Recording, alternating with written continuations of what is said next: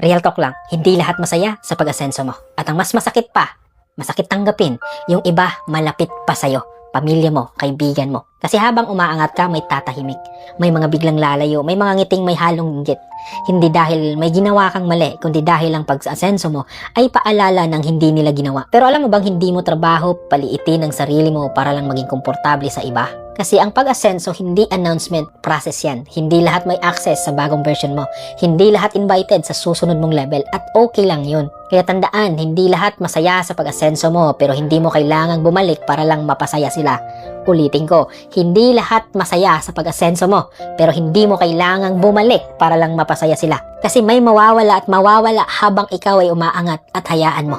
Mas mahalaga ang direksyon kaysa opinyon ng mga hindi sasabay sa'yo. Kasi ang totoong kakampi, ang totoong kaibigan, ang totoong pamilya, ang totoong mahal ka, hindi ka hihilain pababa. Sa halip, i-inspire ka nila, i-motivate ka nila, sasabay sila.